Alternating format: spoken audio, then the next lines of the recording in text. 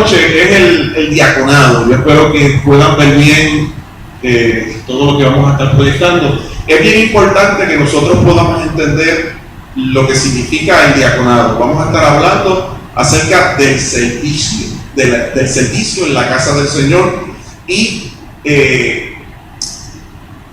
todo comienza cuando estamos hablando de servicio y nos referimos a lo que es la iglesia, servicio en la iglesia, porque podemos hablar del servicio a nivel del pueblo de Israel, pero nos vamos a referir a la iglesia, y esto surge en el libro de los Hechos, capítulo 6, versos del 1 al 7.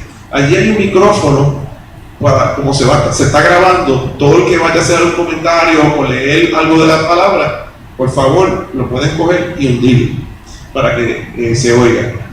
Hechos capítulo 6, versículos del 1 al 7.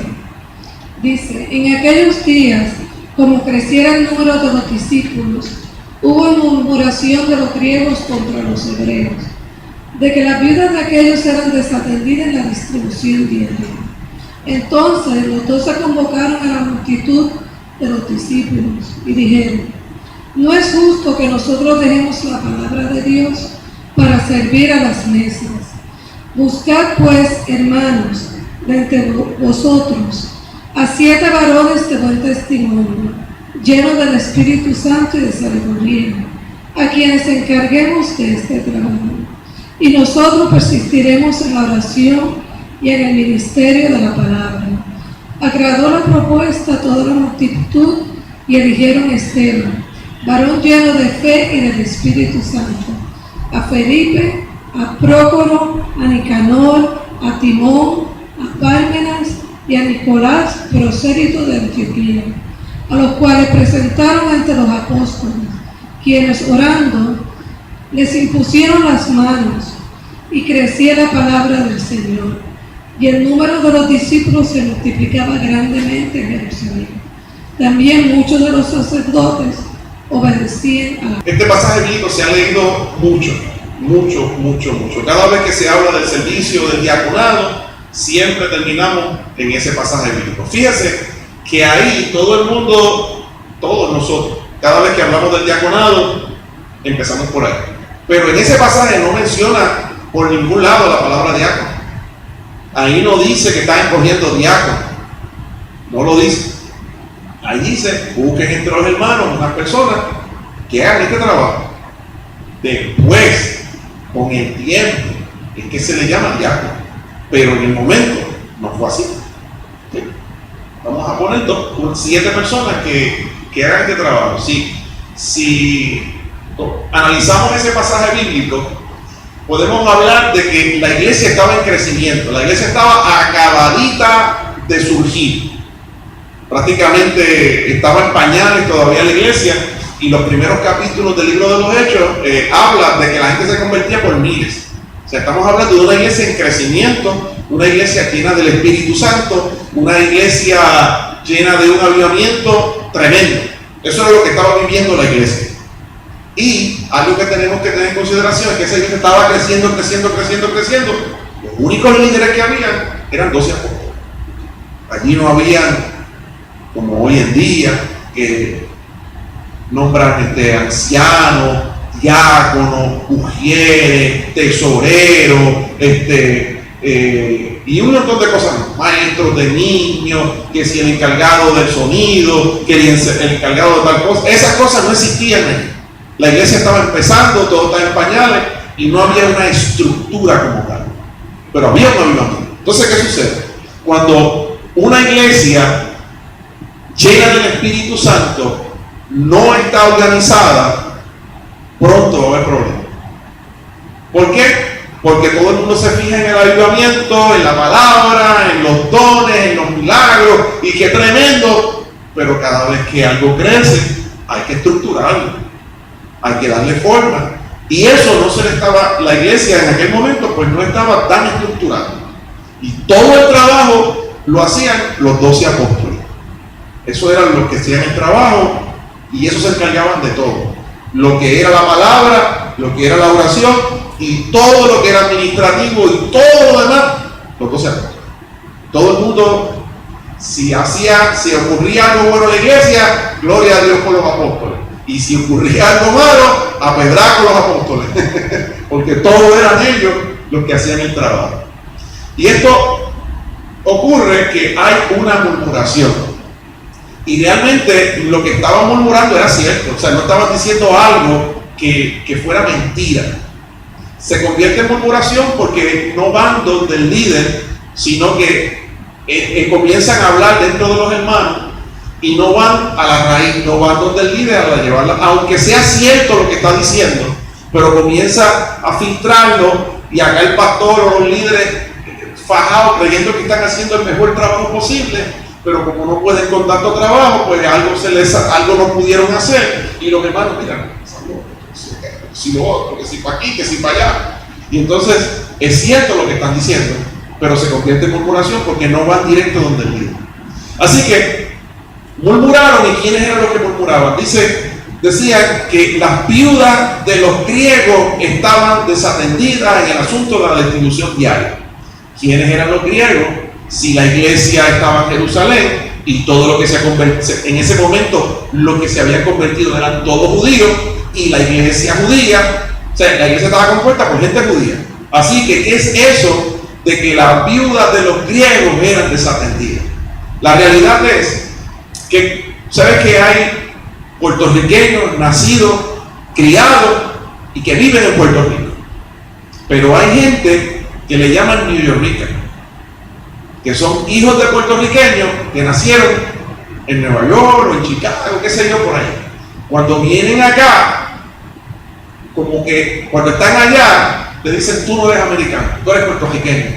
Y cuando vienen acá le dicen tú no eres puertorriqueño, tú eres gringo. Y esa gente está como en dos aguas. Y eso pasaba ahí. Lo que sucede es que había gente que eran judíos, pero vivían en las regiones de Grecia.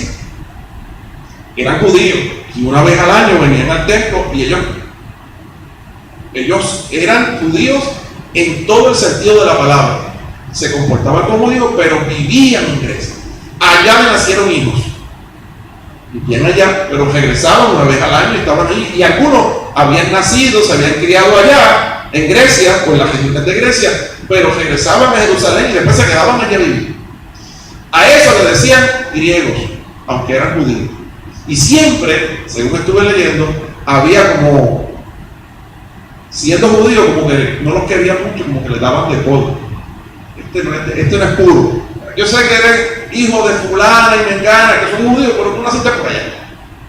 Y entonces pues como que le daban de todo. Y esa gente hablaban griego y un poco arameo.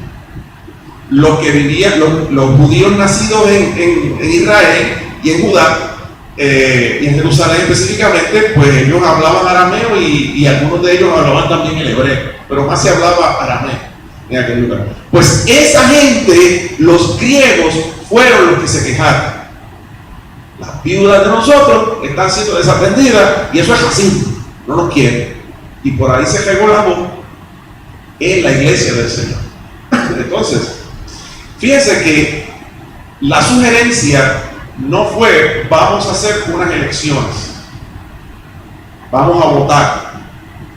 La sugerencia fue escojan entre ustedes quiénes van a ser esas personas que se encarguen, porque no es justo que los pastores que fueron llamados a la oración y a la palabra dejemos esto para hacer aquello, porque ni podemos hacer esto ni podemos hacer lo otro.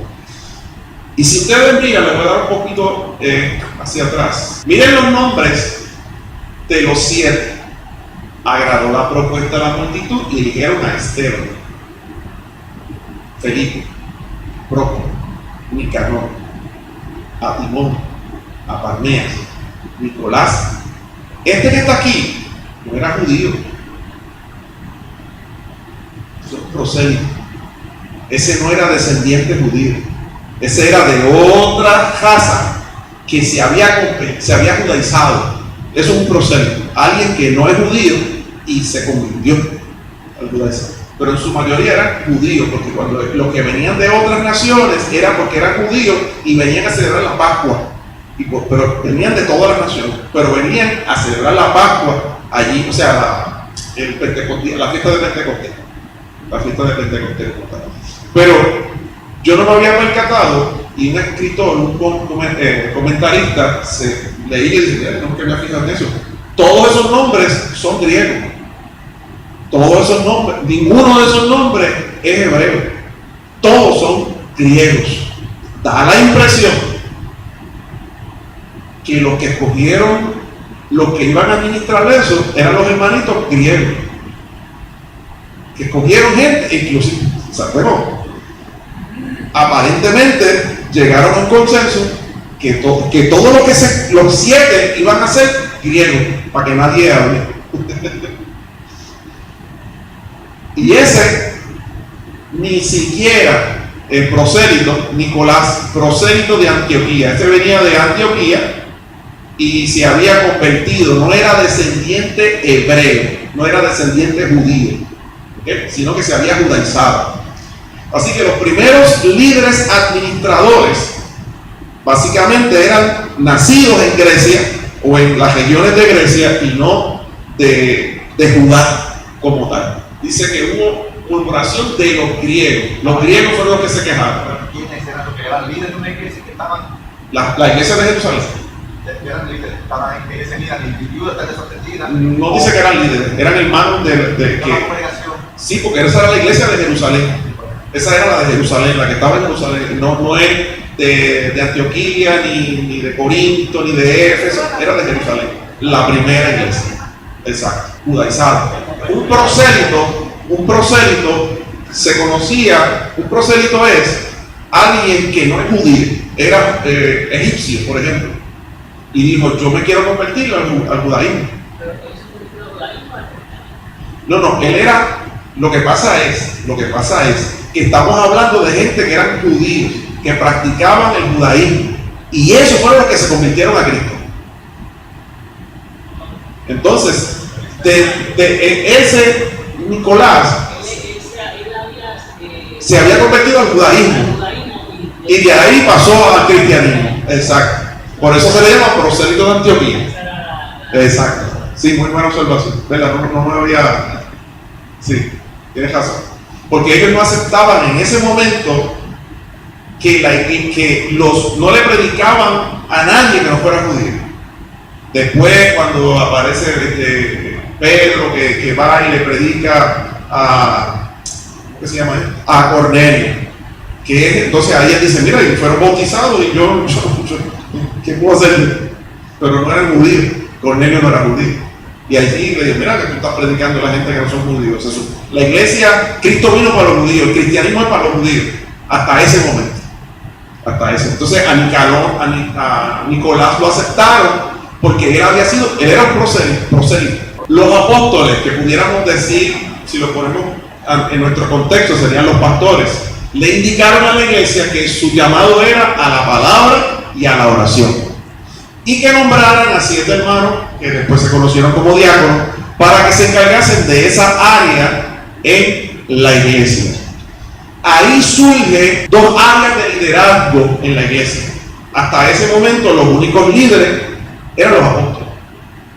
Esa era la única posición de liderazgo que había en la iglesia, apóstoles. Después de ahí surge otra posición de liderazgo, que es los diáconos, que más adelante se le conoce como diáconos. Si todavía no se le llaman cristianos, creo que en Antioquía fue que por primera vez se le llamó cristiano a los seguidores de Jesús. Todos los que perseveraban en la iglesia eran discípulos. Un discípulo es como un estudiante que aprende de un maestro. Vive Dios. Ok, estamos en el punto donde por primera vez en la iglesia surgen 2 áreas de liderazgo. Una que se encargaba de la palabra y la oración, y el otro grupo se iba a encargar de todo lo administrativo. De todo lo administrativo de lo que se consideraba iglesia. Ahí está. De ahí en adelante la iglesia tiene 2 áreas de liderazgo, el pastorado y el diaconado, ¿verdad? Que como dije y vuelvo y repito, no se le llamó diáconos en ese momento, sino más adelante. La Biblia dice que los apóstoles delegaron autoridad sobre los diáconos. Dice en Hechos 6, del 5 al 6, y eligieron a Esteban, varón lleno de fe y del Espíritu Santo, a Felipe, a Prócoro, a Nicanor, a Timón, a Parmea y a Nicolás, prosélito de Antioquía, a los cuales presentaron ante los apóstoles, quienes orando le impusieron las manos. Y ese detalle de imponer manos para el judío, cuando se le otorgaba autoridad o se ungía o se le delegaba una responsabilidad, el imponer manos era representativo de eso. Por eso en la iglesia, cuando se nombran personas, se le impone mano y se ora y se le delega. En los tiempos de la Edad Media, normalmente el rey sacaba una espada y se la ponía aquí, y luego aquí, y por aquí, y le pasaba por todos lados la espada y le otorgaba el mérito, ¿verdad? O la posición o lo que se le iba a otorgar. Y en la iglesia se le otorgó autoridad.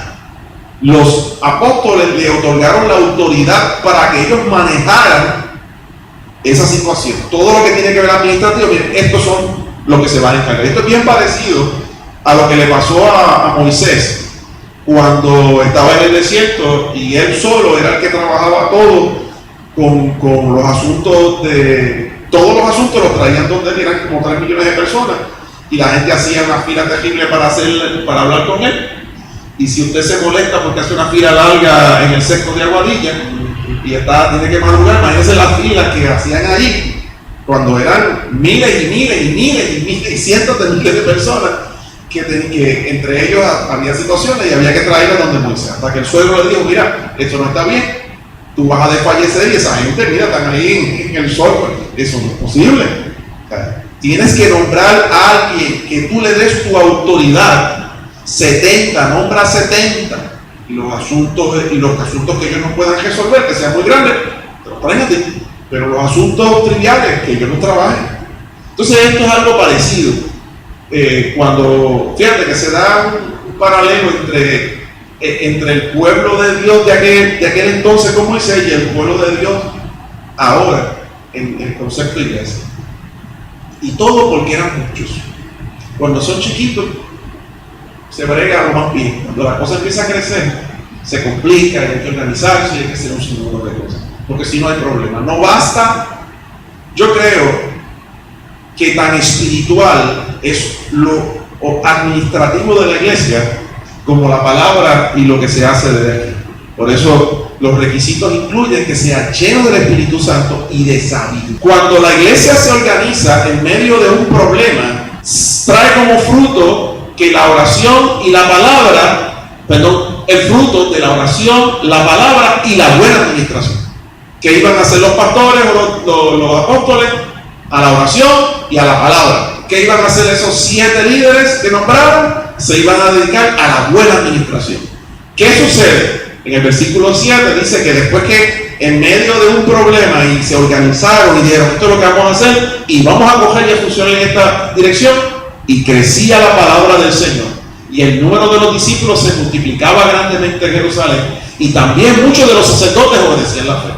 La organización fue tal, la unción era tal, la palabra era tal, que la gente decía: wow, qué bien funciona esta iglesia, wow, yo quiero ser parte de esto. Esta gente son prudentes, son intachables, funcionan bien. A cualquiera le da ganas de ser parte de eso. Y dice que hasta los mismos sacerdotes judíos comenzaron a convertirse a Cristo y a ser parte de la iglesia. Fíjate, un cuerpo no solamente necesita cuerpo, necesita estructura, necesita el esqueleto. Un cuerpo sin esqueleto es un mongoloide, se bombilla todo y se cae. Y así mismo es la unción sin estructura. Necesitamos que haya unción, necesitamos que haya palabra, pero necesitamos estructura. Hay que organizarse. Si no, comienza la murmuración, porque vamos a comenzar a fallar en esto, a fallar en lo otro. Y no es que uno quiera fallar, es que uno no es un pulpo, no puede tener tantas manos y necesita que alguien agaje la batuta por algún lado. Y Dios le delegó ese trabajo. Tan es así que las iglesias se estructuraron, las iglesias que poco a poco Pablo, que es el más que fundó iglesias, se estructuraron teniendo como modelo el ejemplo de la iglesia de Jerusalén, que fue donde ocurrió esto. Porque entonces se mencionan ancianos en otras iglesias y diáconos y diaconisas. Da la impresión que eso que ocurrió ahí sirvió de ejemplo para que las otras iglesias se organizaran de esa misma manera. Y así las iglesias funcionaron bien. Unción y estructura. Ok, el concepto pastor diácono. Alguien dijo un día que el ministerio pastoral y el ministerio del diaconado se parece a un matrimonio. Me explico. Podríamos decir que el padre o el esposo hace las veces, el pastor, podríamos llamarle, trae el sostenimiento al hogar y la madre, diácono, mantiene el orden en la casa. Se parece un poco. El padre trae el sostenimiento al hogar y la mujer en la casa mantiene el orden. Todo está en orden, todo está chévere, pero quien trae la comida, quien trae el sustento es el esposo. Y entonces en la iglesia, los líderes, los pastores, son los que buscan la unción de arriba, buscan la palabra, la traen, pero quien mantiene el orden en administrativo son los diáconos. Esa área administrativa. El diácono, la madre, hace sus funciones bajo la autoridad del pastor, que es el padre. La madre tiene la autoridad delegada del esposo para trabajar las cosas en el hogar. El diácono tiene la autoridad delegada del pastor para trabajar todo lo que ella tiene que trabajar en el área administrativa de la iglesia. Los pastores le delegan esa autoridad. Acuérdense que estoy haciendo una comparación entre los dos conceptos. La función del pastor es hacia los aspectos celestiales de la iglesia y la función del diácono es hacia los aspectos terrenales o administrativos de la iglesia. Más adelante yo voy a ir explicando cada uno de los aspectos o funciones que tiene cada uno. El diácono tiene la responsabilidad de poner el orden y la administración en la iglesia, pero debe tener el corazón del pastor para que sus funciones sean de edificación a la iglesia. No se puede quedar todo en administración seco, frío y calculador, porque un director de finanzas que no tenga fe, hermano, no se hace nada. Si nos quedamos en la sabiduría terrenal, en lo calculador, y muchas veces, la queja de muchos pastores que yo he escuchado en diferentes lugares, en nuestro concilio y de otros concilios, es que este tesorero me tiene las manos a majar. Dice que no se puede, que no esto, cada vez no, que no. Estoy cansado, estoy a punto de votar, como han dicho los más. Y tiene que haber una buena combinación. Hay que tener los pies en la tierra, pero el corazón hay que tenerlo en el cielo. Porque hay cosas que no fluyen humanamente y la única forma de que fluyan es como un milagro de Dios. Y a veces hay que estar haciendo las dos cosas. Hay que ser prudente, hay que ser sabio, pero también escuchar lo que el cielo dice. Porque hay veces que hay mares que no se abren y Dios dice, yo lo voy a abrir, camino, y se abre. Entonces uno tiene que estar, como decía una profeta de esta iglesia llamada Noemí, orando y con el mazo dando. Fíjense que en Hechos 6:3 menciona unos requisitos para estos líderes que nosotros le estamos llamando diáconos, porque en Hechos no se les llama diácono. ¿Okay? Dice que buscaran 7 hermanos, 7 varones, que tuvieran los siguientes requisitos: que fuera de buen testimonio, lleno del Espíritu Santo y de sabiduría, a quienes le encarguemos este trabajo. Buen testimonio, lleno del Espíritu Santo y lleno de sabiduría. Tiene que ser gente que de buen testimonio para que la gente confíe en ellos, no cualquiera, alguien que acostumbraba a robar, alguien que no se porta muy bien. Tiene que ser alguien intachable, alguien que la gente lo vea y diga, este tipo es buena gente, este tipo nunca roba, Este tipo lo podemos modelar. O sea que tiene buen testimonio. Una persona que sea espiritual, que esté lleno del Espíritu Santo. Hace falta llenura del Espíritu Santo, hermano, para bajar la iglesia, para recortar el patio, para trabajar con los chavos.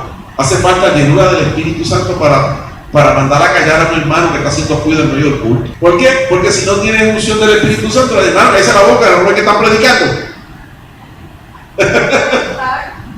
Tiene que tener prudencia, y ahí entra la sabiduría. Tiene que ser sabio, tiene que ser sabia. ¿Okay? No está parqueando el carro y lo parqueó virado. Mire, hermano, si no se hace, chico, no parquee el carro así.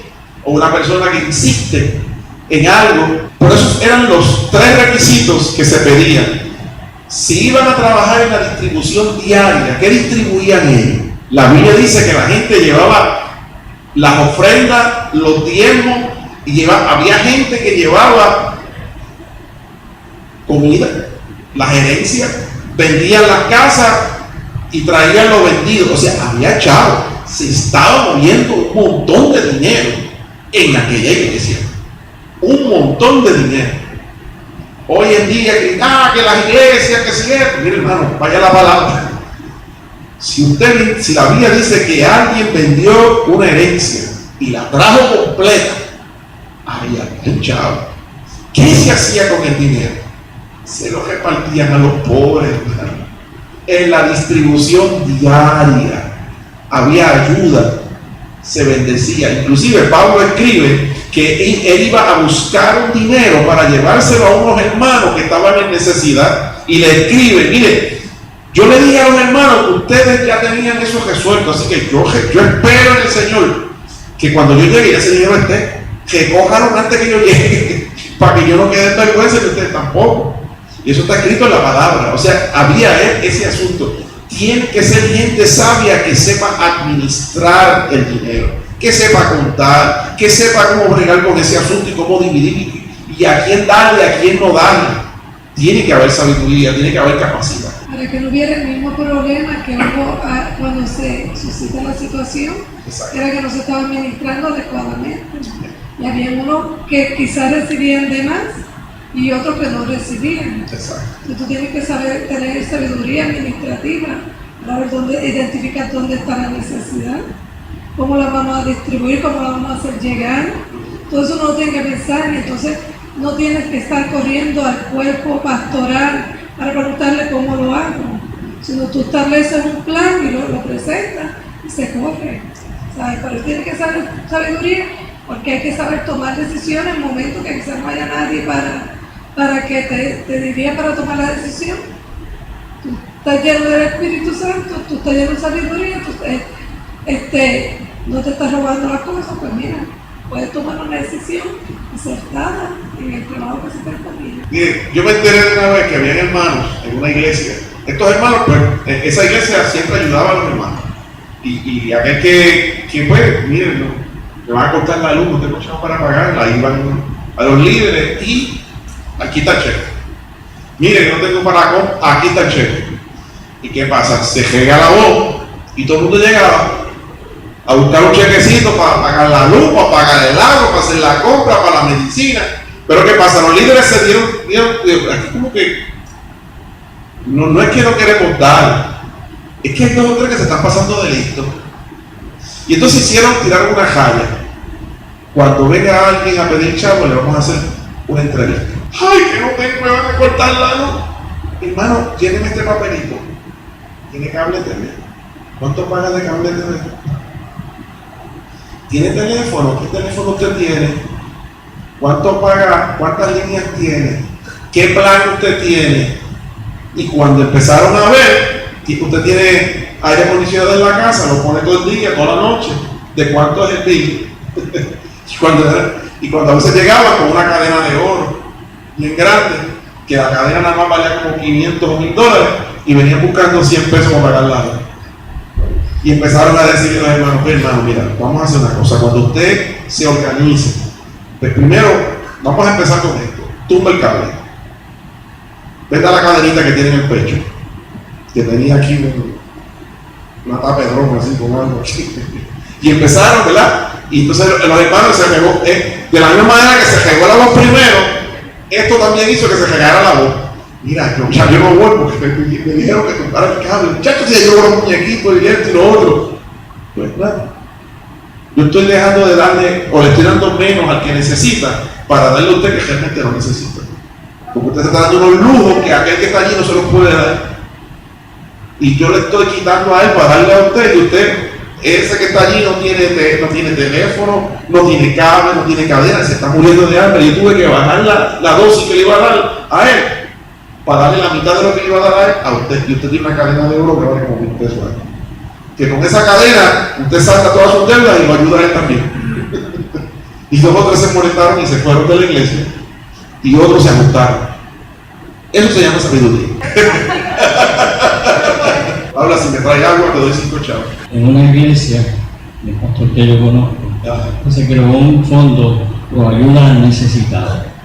Pero cuando se crea el fondo, se anuncia a la iglesia y se anuncia que este fondo también va con un reglamento de uso. Perfecto. Estructurado con una forma como se va a usar. Y eso pues estableció cierta estructura para que cuando se fuera a solicitar se guiaran por ese reglamento de uso de ese fondo. Le daba un poco más de seriedad, y al atrevido o al aprovechado pues le daba también un poquito más de recato acercarse a solicitar la ayuda. Eso está muy bien. Eso es cuando los apóstoles pidieron que fueran llenos de sabiduría, estamos hablando de personas que pensaron de esa manera. ¿Por qué? Porque ellos se tenían que dedicar a lo que Dios los había llamado. Y Dios no los llamó a eso. No es que eso no sea de Dios, es que ese no era el trabajo de ellos, zapatero a sus zapatos. Los requisitos del diácono. ¿Alguien pudiera leer con el micrófono? ¿Alguien puede? Los requisitos del diácono, de acuerdo a 1 de Timoteo 3, del 8 al 13. De la misma manera, los diáconos deben ser dignos de mucho respeto y tener integridad. No deben emborracharse ni ser deshonestos con el dinero. Tienen que estar comprometidos con el ministerio de la fe que ahora ha sido revelado y vivir con la conciencia limpia.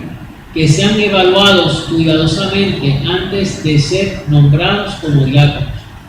Si pasan el examen, entonces que sirvan como diáconos. De la misma manera, sus esposas deben ser dignas de respeto y no calumniar a nadie. Deben tener control propio y ser fieles con todo lo que hagan. Un diácono debe serle fiel a su esposa, dirigir bien a sus hijos y a los demás de su casa. Los que hagan bien su trabajo como diáconos serán recompensados con el respeto de los demás y aumentarán su confianza en la fe en Cristo Jesús. Ese es Pablo, que ya se ve algo más estructurado, ya pasó el tiempo, ya se organizaron, y entonces le añade otros requisitos a los diáconos, y ahí sí que se les llama diácono, ¿ok? Y yo los dividí en varios regiones. Los espirituales, que los vimos en Hechos, que ya hablamos de ellos, buen testimonio, llenos de fe y del Espíritu Santo y llenos de sabiduría. Eso lo tocamos ya. A mí, Pablo le añade unos requisitos personales que son dignos de respeto, íntegros, no dados al licor y no ser codiciosos de ganancias deshonestas. Eso es que no sea un tramposo, que no esté engañando a la gente para sacar chavo. Un gancho, exacto. O sea, eso es exacto. Eso es hablando como hablamos los puertojos. En arroyo habichuela. Que no sea un gancho. Entonces son los personales. Los requisitos doctrinales. Que guarden el ministerio de la fe con limpia conciencia. Que sean cristianos de verdad, que conozcan la palabra. Que lo hagan de verdad, que se convirtió de verdad. Experiencia, dice que sean sometidos a prueba, o sea, que se evalúen, que se le haga una prueba, que se chequee, que no lo cojan a la ligera. Vamos a evaluar a esta persona. Sean sometidos a prueba primero. antes de ser nombrado. Requisitos sociales: que sea marido de una sola mujer, que sea fiel, que gobiernen bien sus hijos y su casa, que gobierne bien sus hijos y su casa. Ok, pasamos ahora a ese pasaje que alguien leyó ahorita, que al final dice: los que hagan bien su trabajo como diáconos serán recompensados con el respeto de los demás y aumentarán su confianza en la fe en Cristo Jesús. Mira, hermano, un diácono se convierte, que hace bien su trabajo, una diaconisa que hace bien su trabajo, la gente comienza a respetarlo, se ganan un respeto increíble, la gente los ve con estima, se convierten en modelos a seguir. No solamente ganan respeto en el cielo, sino entre los hermanos en la tierra. Aquellos que, los servidores de verdad, hermano, la gente los ama, la gente los respeta, la gente los admira. Si hay algo que te convierte en un líder, es servir. Yo no he venido para ser servido, sino para servir. Fueron las palabras de Jesús. Y esas son cosas que hacen que te ganes el respeto, el servicio. Eso te convierte en un líder. En lugar de rebajarte, hay gente que dice: ay, mire que yo quiero diácono. Sí, me van a poner la bajera, mapear y hacer mil cosas por ahí. Decía un pastor amigo mío que todo lo que se hace en la iglesia es ministrar. No importa en qué área de la iglesia tú lo hagas, tú estás ministrando. Si tú te paras aquí, tú estás ministrando. Y si tú te paras allí en la puerta a recibir a los hermanos, tú estás ministrando. Y si tú coges un machetito y limpias el patio, tú estás ministrando. Tú estás trabajando para el Señor. Porque todo esto es el reino de Dios. Y dentro del reino de Dios hay diferentes áreas de trabajo, pero estás en el reino de Dios. Y tú trabajas para Dios. Y eso de que uno es más grande y otro es chiquito, que uno es más importante que el otro, en Cristo eso no funciona de esa manera. Pero se le hace también. Hay que hacerlo. ¿Okay? Se gana honra, se gana confianza. Se mencionan mujeres diaconisas. En Romanos 16, del 1 al 2, dice la palabra: os recomiendo, y está hablando Pablo, os recomiendo además nuestra hermana Febe, la cual es diaconisa en la iglesia de Cencrea, que le recibáis en el Señor como es digno de los santos, y que la ayudéis en cualquier cosa en que necesite de vosotros, porque ella ha ayudado a muchos y a mí mismo. Ahí vemos una diaconisa entregar que ganó honra, respeto y confianza, que el mismo apóstol Pablo la menciona y habla de ella. Gloria a Dios. O sea, estamos hablando de una mujer líder en la iglesia en aquel tiempo. Función del diaconado consiste en velar. Miren, esta definición está basada en Hechos 6, del 1 al 7. Consiste en velar que el ministerio pastoral no se vea entorpecido por cosas ajenas al mismo, ya que los pastores deben estar envueltos en todo aquello que tiene que ver con la oración y la palabra de Dios. Una iglesia que no entiende el concepto del diaconado no puede crecer. Ustedes ven a la izquierda una ilustración que ilustra el ministerio pastoral, y a la derecha ustedes ven lo que ilustra el ministerio del diaconado. Ambos, eso juntos, es la iglesia. No podemos decir que esto es más importante que aquello, ni que aquello es más importante que esto. Eso es la iglesia. Si le quitas uno de los dos, deja de ser iglesia. Porque tan importante es lo que hace el pastor, como tan importante es lo que hacen los diáconos en el área de servicio y el área de la administración y todo lo que tiene que ver con eso. Y dentro del ministerio pastoral hay un montón de cosas, pero un montón de cosas. Y dentro del ministerio del diaconado hay un montón de cosas. Todo lo que es palabra, lo que es ministración, lo que están aquí ministrándole a la iglesia a través de los coritos, eso es pastoral. Los maestros de niños, los líderes que están enseñándole y bregando con los jóvenes, con las mujeres, con los hombres, eso es pastoral.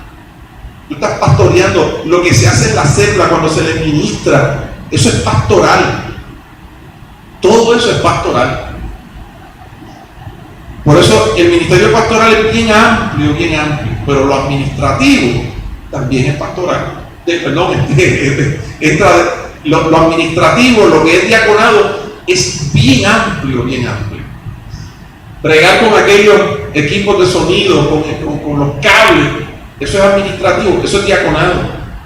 Bregar en la puerta, bregar con todo lo que es la estructura, el edificio, que si se rompió tal cosa, el orden dentro de la iglesia, el estacionamiento, todas esas cosas, eso es diaconado. Eso es diaconado. Muchas veces usted ha visto a nuestra hermana Nelly, que es pastora, y yo, a veces bregando en el estacionamiento, haciendo mil cosas. Mil cosas. Si ustedes vieron cuando llegué aquí ahorita, yo tuve que venir y poner la computadora y setear aquí, setear allá y coger para aquí, prender y hacer mil cosas. Y se hace de todo. Pero lo justo debería ser que hubiera alguien que trabajara con aquello, que estuviera haciendo esto, para que el pastor o el líder que viene a ministrar pueda estar no tan sudado como a veces uno se para aquí y pueda con frescura poder bendecir la iglesia. Pero a veces uno se para aquí, que uno está, hermano, que antes de pararse aquí, uno ha cogido por todo el patio. Cuando se va la luz, hermano, ya yo he montado la planta, la he jastrado, he ponido tensiones eléctricas por todos lados. Y yo, al otro día, hace como 3 o 4 domingos atrás, me tocaba predicar. Y yo vine con una camisita colorjosa, bien bonita. Cuando llegué aquí, no había electricidad. Y yo tuve que empezar, no había aire acondicionado, abrir las ventanas, buscar la planta, montarla allá, pegar a tirar cables por ahí para abajo. Y yo quedé tan enchumbado de sudor que yo tuve que ir a mi casa, quitarme la camisa, ponerme una polo, venir otra vez y pararme a predicar. Y los hermanos no se dan cuenta de que el pastor no estaba. Pero el pastor estaba cambiándose de camisa porque antes de comenzar a predicar tuvo que hacer mil cosas y coger por ahí para abajo, hacer un montón de cosas para pararse aquí. Y a veces uno dice, Dios mío, ayúdame porque estoy nervioso, estoy tenso, estoy nervioso, no por el temor de pararme a ministrar, sino por todo lo que hice antes. Entonces uno se para aquí. Ustedes no saben todas las cosas que le pasan a uno antes de llegar aquí. Entonces, el trabajo del diaconado lo que hace es procurar quitarle todas esas cosas de encima al ministerio pastoral para que el ministerio pastoral pueda fluir y ministrarle a la iglesia. Después la iglesia se puede quejar, que los líderes de esta congregación no ministran, que sí. ¿No ve cómo está esa persona? Está fundida, ha tenido que hacer el trabajo de él y tuyo también. Y por eso está como está. A veces yo vengo los martes, en el culto de domingo, yo vengo el martes y encuentro botellas de agua por debajo de los sillones, de las sillas, papeles, las sillas todas piladas.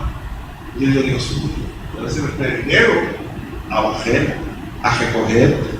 El otro día llegué y había una piscina de agua allí. Ustedes ven todo eso, palangana, eso es porque donde quiera que hay un balde, cae una gota. Y había una piscina allí. Yo llené el balde rojo, yo lo llené con mapa. Y se hace. No estoy diciendo que amén. Pero debemos entender el concepto de servicio. También decía algo muy importante. Uno no tiene que tener el título para recoger un papel que se cayó en el piso. No hay que tener un título. Hay que sentir que soy parte de esto. Hoy yo llegué y hice mil cosas. A veces uno llega y la alfombra, hermano, eso estaba envenenado, porque todo el viento mueve la pajita, la hierba que seca, que uno la recorta, y entonces se queda atrapada en ese hueco ahí, y entonces la alfombra tiene como unos pelitos que la retienen. Y entonces el viento la mete poco a poco por debajo de la puerta, y toda la entrada, eso estaba lleno de... Y dije, ¿qué es esto? Y después me percaté que era el viento, que por debajo de la puerta metía 1, 2, 3, cuando uno viene a ver, había un montón de hierba ahí. Parecía que una cabra se había revolcado en la entrada de la iglesia. Después tuve que sacudir la escoba. A veces, usted no se ha dado cuenta que a veces uno viene a la iglesia y la entrada de la iglesia está llena de hierba. Las matas creciendo por entre medio de la losa, por donde pasa el portón. A veces las matas son así, y yo miro a ver si alguien se las recoge. Como que se acostumbra. A ver, si tuve que coger un machete y pasárselo así, jaspar y sacarle todas esas matas que estaban allí. Todas. Eso se hace, pero a veces uno se acostumbra que lo haga. Sí, cuando vengan a recortar el patio, tiene autoridad delegada de parte del pastor, eso lo toca. Ya. Esa autoridad no se ejerce por la fuerza, sino por amor y con amor. De eso estábamos hablando ahorita, que uno tiene que ser prudente y cuidadoso. No voy a abusar de los hermanos, no voy a majonearlos, sino amarlos, porque queremos que la iglesia fluya, y siempre con mucho amor. No todos aceptan la autoridad, algunos no se quieren sujetar y dan bastantes dolores de cabeza. A veces, por ejemplo, yo siempre le había dicho a los diáconos, a los líderes de aquí, si usted ve que llega una familia y la familia son de 5, y todo está como regado, y hay en una fila ahí, que esa familia cabe perfecta en esa fila, pero hay 2 hermanos, uno sentado aquí y uno por allá. Hable con esos hermanitos y dígale, mire, usted se puede mover para acá y deje esa fila completa, esa familia que llegó, para que se sientan juntos, ¿verdad?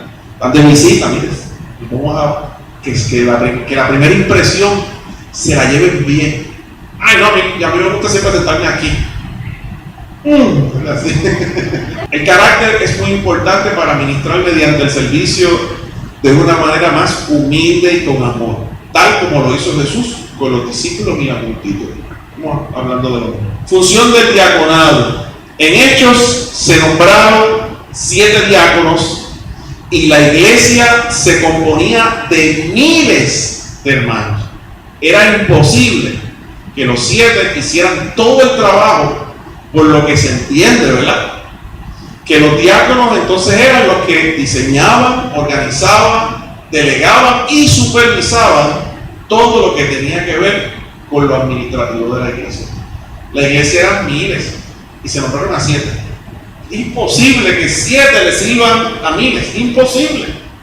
Así que esos eran los que estaban llenos del Espíritu Santo, los que tenían buen testimonio y los sabios que hacían el plan de trabajo y ponían a la gente a trabajar. La iglesia trabaja, pero tiene que haber alguien que los ponga a trabajar, que les dé dirección, que los dirija, y eso realmente es lo que hacían ellos. Inclusive cuando estamos hablando de diáconos, y específicamente lo que se nombraron en los primeros 7, el ser diácono no significa que eso es lo único que va a hacer. Hay diáconos que predican, hay diáconos que dan estudios bíblicos, hay diáconos que atienden los niños, hay diáconos que hacen, además de su trabajo administrativo, hacen otras cosas más. La Biblia dice que Esteban, que fue uno de los diáconos, lo mataron porque estaba predicando la palabra. Era un predicador, un evangelista. O sea que era diácono, pero era evangelista también. Felipe fue que cogió al etíope, que era un eunuco de Etiopía, que era un dignatario importante y era judío convertido.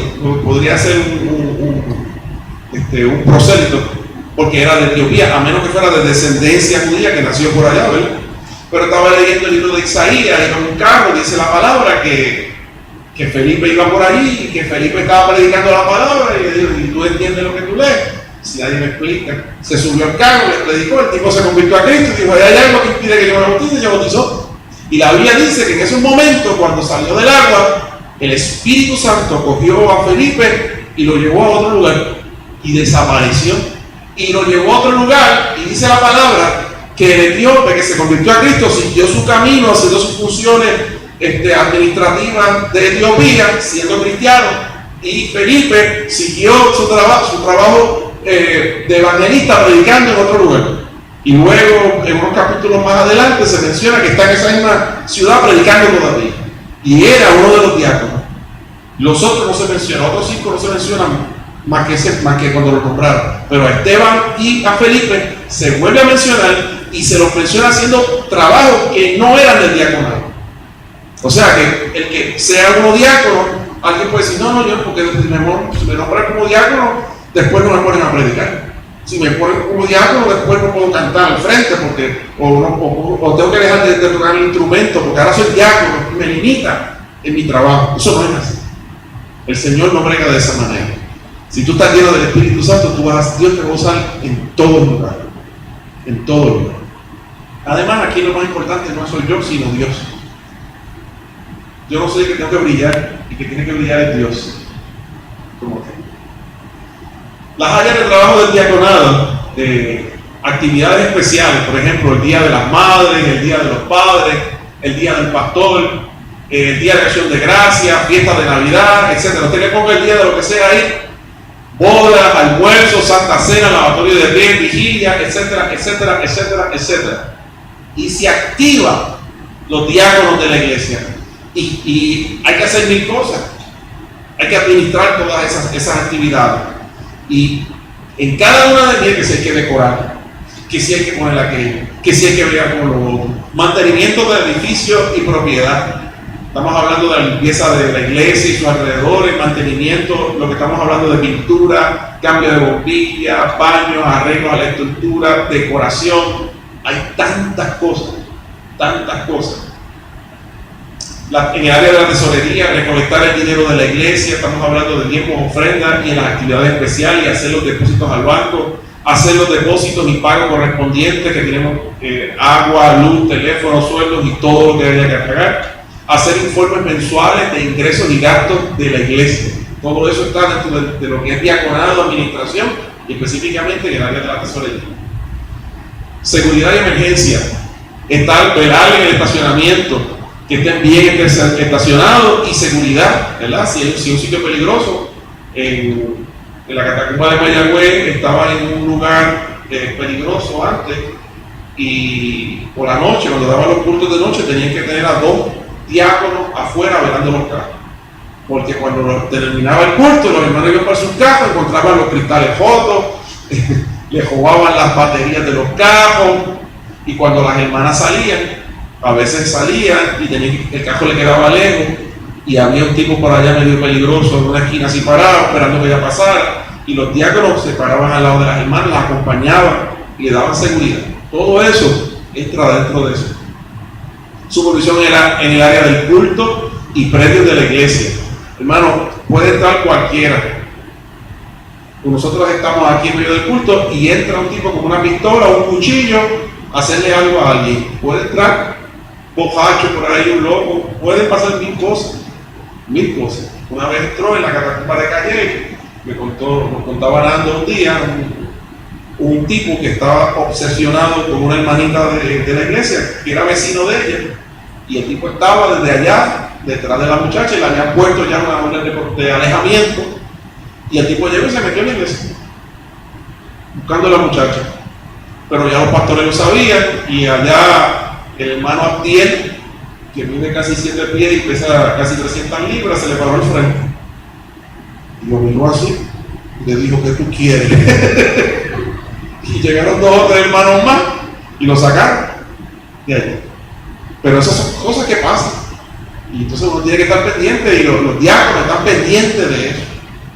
Y no es que se le vaya a enfrentar, porque puede ser que una hermana diácono que se esté en la puerta, y el tipo que entró, pues, la coge así por un brazo y la revolea para allá abajo.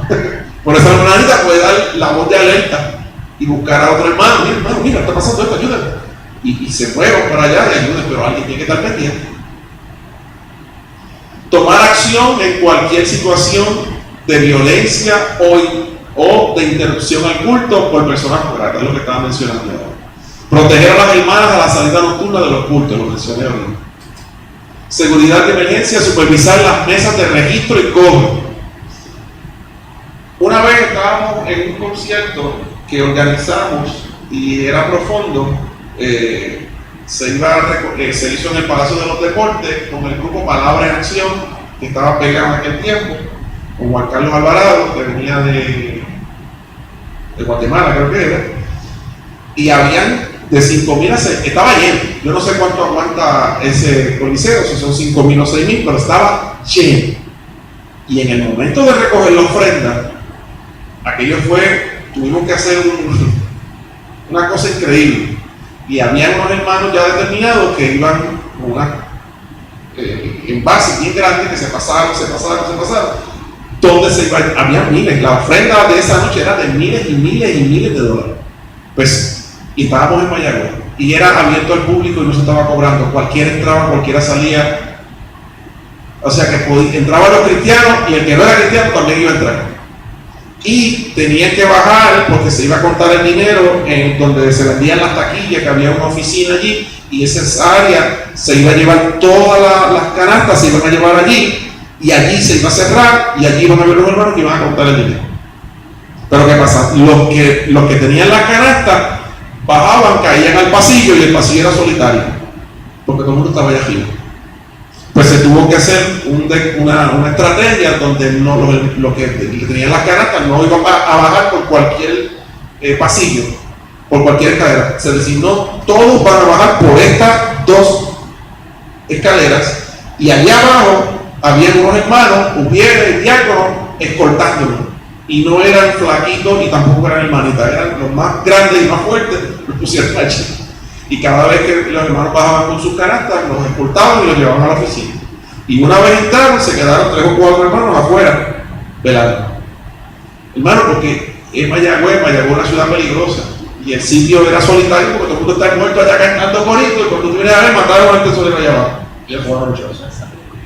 Exacto.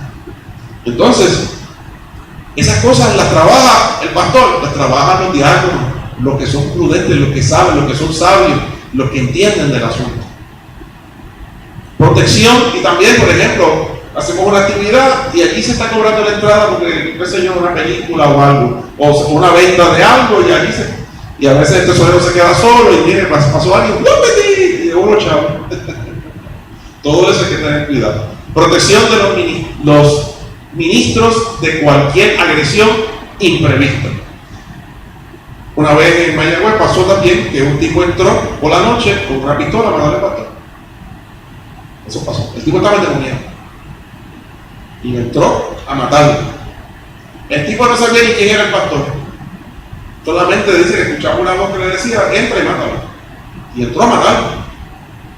Y los mujeres se dieron cuenta, los diáconos se dieron cuenta que el tipo tenía una pistola en la mano, y en medio de los coritos y todo, la puerta se abre, entra ese tipo, nadie lo conoce, y cuando miraron tenía una pistola en la mano. Y ahí le cayeron a giro. Se prendieron, el tipo cayó al piso, se volcaba, le quitaron la pistola y llamaron a la policía. Pero eso, el área administrativa. Comité de emergencia catastrófica. Tu hermano Luis está preparándose en eso. Ya, es catastrófico ya, hermano. Tiene la licencia de KP4, ya de 1000 cosas por ahí. Pero hay hermanos. WP4. Ya se eliminaron. Ok. Pero qué tremendo sería que dentro de la iglesia pudiéramos tener un ministerio que se dedique a eso, ¿no? A trabajar con. Viene eso, pues entonces mira, qué sé yo, son los hermanos que se encargan de traer, de tener un almacén con comida, medicina, batería, agua, se organiza con relación a la comunidad y ayudan a la comunidad. Y eso es tremendo, eso es parte de lo que es el diaconado.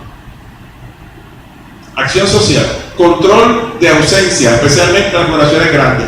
Cuando las iglesias son grandes, un hermano puede faltar un mes entero y nadie se da cuenta.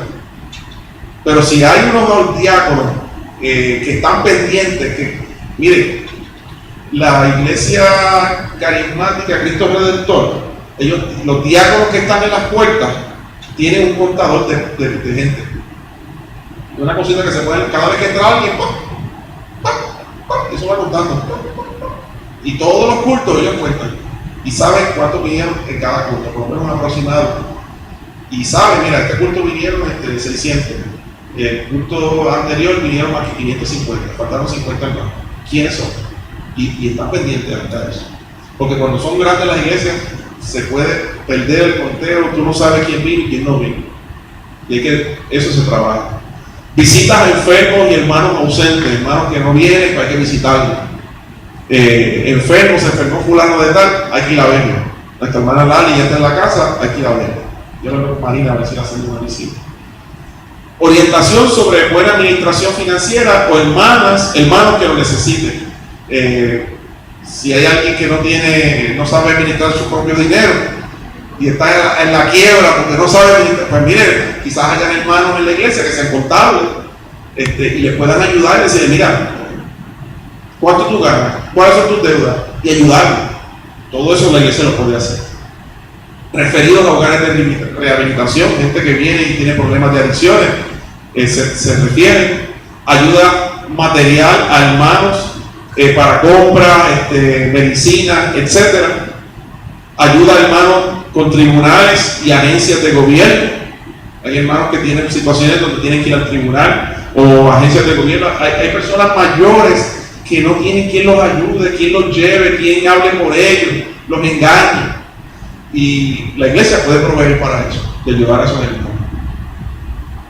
En el área de culto deben ser personas altamente cualificadas para trabajar con la gente, poseer un buen balance de gentileza, buenos modales y estilos de estilos de presentar una buena conducta. La persona tiene que ser bien prudente.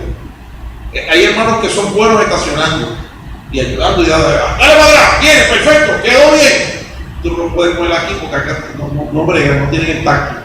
Y el hermanito que tú pones aquí a veces, que es bien amable, bien sweet, lo pones allá y no sabe qué bregar, no sabe qué hacer con los carros. Ay, bueno, yo no sé. Entonces, hay gente que son buenos allá y otros que son buenos acá. Y los dos son buenos, pero ponlo donde va, para que hagan la función correcta.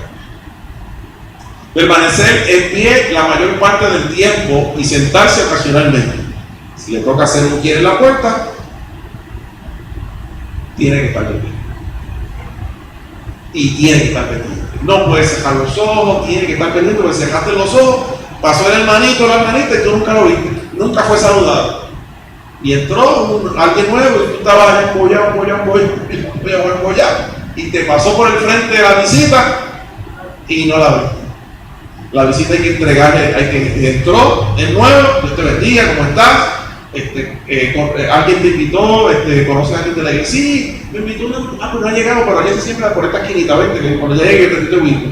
Y hacerle que la persona se, porque que llega nuevo a la iglesia llega perdido y no se atreve a entrar muchas veces. A veces quedan afuera esperando que llegue quien que yo conozco fuera, no ha llegado, me dice que viene de camino. Las visitas deben ser saludadas y debe venir vestido adecuadamente. No es que venga con gabán, corbata, chalina, pantalón negro, camisa blanca, no es eso. Adecuadamente. Si te tocó trabajar, mira, venga adecuadamente. De acuerdo al lugar donde estás y a lo que viniste.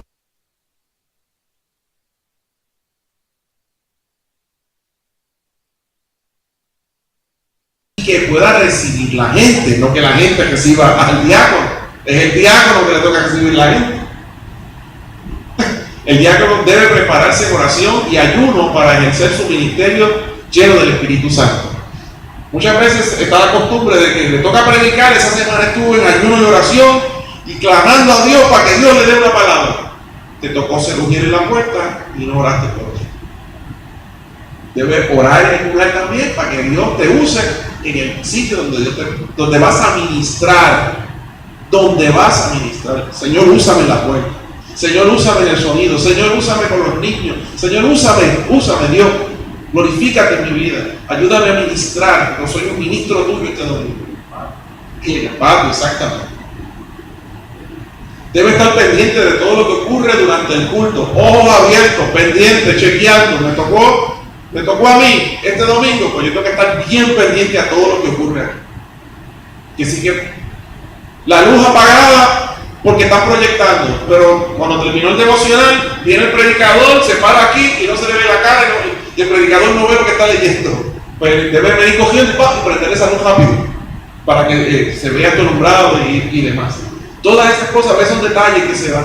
Alguien se levantó y dejó la silla virar y siguió por el baño. Y el viejo, el que sea, lo vio, se levantó y acomodó la silla donde era. Y le fumaron la oreja al otro. O se agarró un vaso de agua. Pues mira, el vaso, coge el mapo y la vio rapidito, pero alguien no se vaya a preparar ni vaya a caerse por ahí. La visita, darle la bienvenida, buscarle donde sentarse, entregarle el programa, entregarle la hoja de visita, todo eso hay que hacer. La impresión cuenta mucho. Y eso se llama ser lleno de sabiduría. Si es diácono y llega con cargas a la iglesia, me tocó ministrar y tuve un problema en casa antes de salir, vengo crispy, vengo molesto, no se debe sustituir, sino, ¿verdad? Depende de lo que haya ocurrido, sino tomarse unos minutos con esa persona para ayudarlo a calibrar su corazón y ministrarle y orar por él. Todos pasamos por problemas y no por eso nos quitamos. Todos tenemos problemas.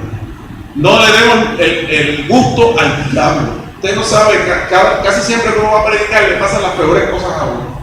Y si fuera así, yo creo que yo nunca predicaba. Los apóstoles fueron perseguidos y aún así seguían ejerciendo su ministerio. Ellos no se quitaban. Ay, no voy a predicar hoy porque me estaban... Usted nunca escuchó al apóstol Pablo decir: ay, hoy no predico porque ayer me jaltaron a latigazos, me dieron 40 menos 1 y tengo la espalda, hoy no predico, me siento deprimido.